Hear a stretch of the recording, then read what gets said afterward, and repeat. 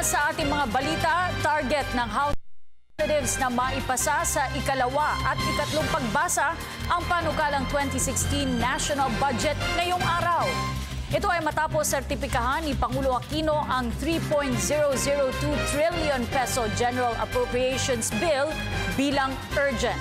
Sa ilalim ng naturang panukala, malaking bagay ng budget para sa susunod na taon ay nakalaan para sa social services gaya ng edukasyon, pabahay at kalusugan.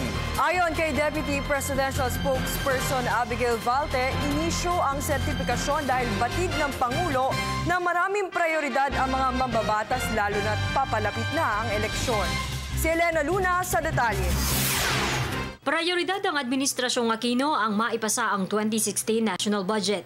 Ayon kay Deputy Presidential Spokesperson Abigail Valte, kahit noong simula pa ng Administrasyong Aquino, ang panukalang budget ay palagi ang may sertifikasyon ng Pangulo. We are going towards the end of, kumbaga, last budget. Pangulo, maganda ho yung record natin na wala ho tayong reenacted budget in the past 5 years.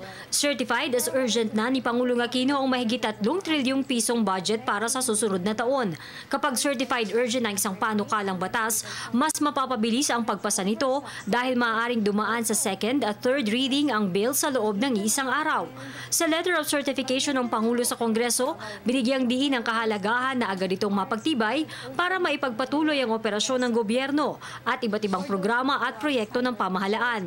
Ayon kay Yusek Valte, inisyu rin ng sertipikasyon dahil batid ng Pangulo na maraming prioridad ang mga mambabatas, lalo na't papalapit na ang eleksyon sa susunod na taon. This is not a secret that they've been having quorum problems in the past 2-3 weeks.